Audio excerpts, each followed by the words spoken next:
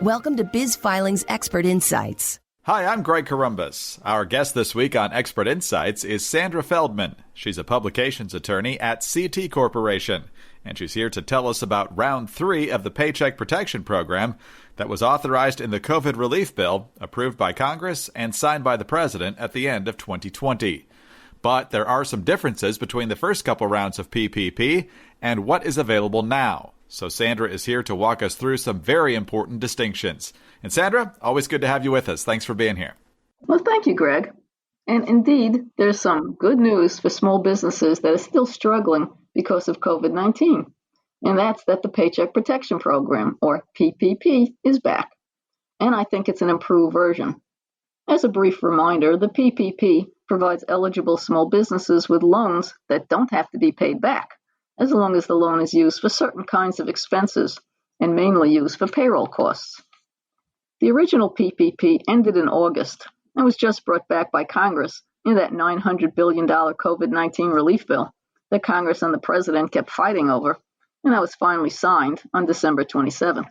And in the relief bill, Congress allocates $284.5 billion for PPP loans, and the loans will be available until March 31st. Well, that's a lot of good info right out of the gate, Sandra. So what would you say is the most important thing small business owners need to know about the 2021 version of PPP? I think the first thing I would point out is that there are actually two kinds of PPP loans for small businesses.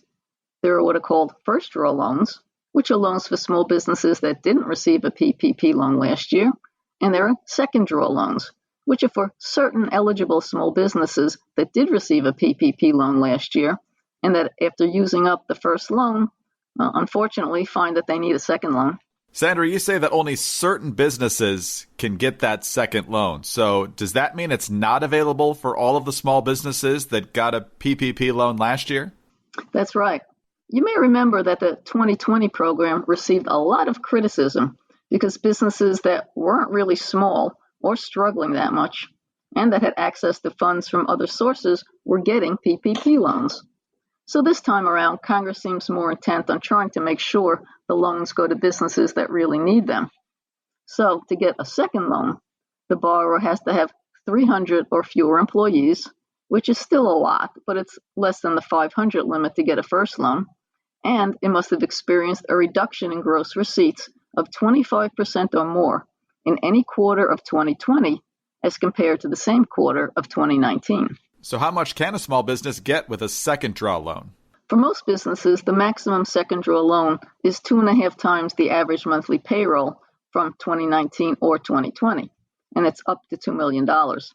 Although for businesses in the food service or accommodation sector, like restaurants or hotels, it's 3.5 times the average monthly payroll, up to $2 million.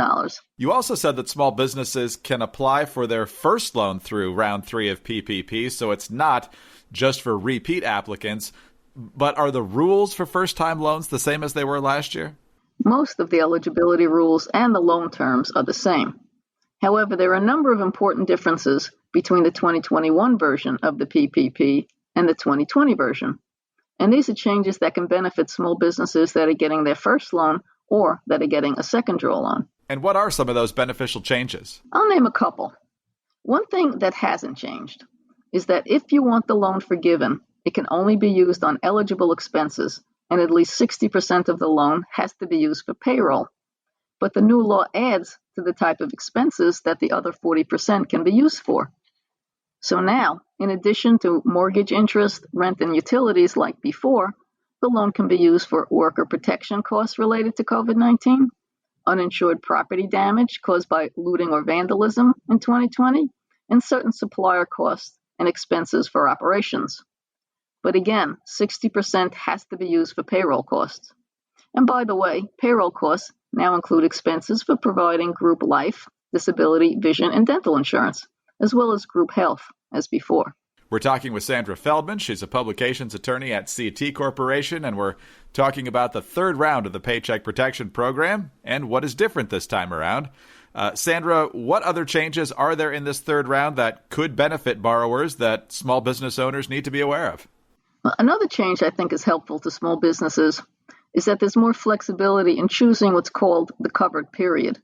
and that's the period of time after receiving the loan funds that they have to be used for payroll and other eligible expenses. Last year, a borrower had to choose either 8 weeks or 24 weeks as the covered period. Now they can choose any period that's between 8 weeks and 24 weeks in which the funds have to be used and the payroll level maintained. And I'll mention 2 more things that should make small businesses that get a PPP loan happy. One is that the new law says that business expenses that were paid for by PPP loans that were forgiven are tax deductible. And that reverses an IRS ruling from last year that said those expenses couldn't be deducted. And one more change that should make some small business owners smile is that the Small Business Administration has been mandated to come up with a simple 1-page application for forgiveness for loans that are under $150,000. So whether you're a first-time applicant or this is your second draw loan, how exactly does a small business apply for this kind of help? The process is basically the same as it was last year. You apply for the loan through a lender that's participating in the PPP. There are separate applications for the first draw loan and the second draw loan. And in addition to the application form, there are a number of supporting documents that have to be submitted to the lender. And the documents differ depending upon whether it's a first or a second draw loan. And if it's a second draw loan, whether it's with the same lender as the first loan. And it also depends on the size of the loan. So it's probably best to talk to your lender and find out what's needed, and then to get all those records together before applying for the loan. Also, if the small business applying for a loan is an LLC or corporation, in most cases, you'll have to provide your lender with a certificate of good standing and a certified copy of the Articles of Organization or the Articles of Incorporation. So you want to obtain those documents from the Secretary of State, or whatever your filing office is called, as soon as possible. And by the way, CT can help you get those documents. And if the LLC or corporation is not in good standing, say because it failed to file an annual report, it will have to be brought back into good standing. And that will not only delay the filing of the loan application, but will require the payment of penalties and interest, which is why it's so important to make sure your LLC or corporation always complies with the annual report and other compliance requirements of its formation state. And I'm sorry about that little sermon there, Greg. Not a problem at all. That's one of many things you and CT are experts in. So much good information here, Sandra. Anything else about this 2021 version of the Paycheck Protection Program that you really want folks to know? Well, just one more thing I wanted to point out, and that's that the Small Business Administration just announced that it's taking steps to ensure increased access to the PPP for minority, veteran, and women-owned businesses. And it's calling on lenders to redouble their efforts to assist borrowers in underserved and disadvantaged communities. And I think that's a very important aspect of the 2021 version of the Paycheck Protection Program. Sandra, small businesses can use all of the good news they can get right now, and it sounds like there could be some here in this third round of PPP. Thank you very much for being with us today. Thank you, Greg. Sandra Feldman is publications attorney at CT Corporation. I'm Greg Corombos, and for more information on this topic, please visit bizfilings.com. Biz Filings, a Wolters Kluwer company, has been incorporating businesses since 1996.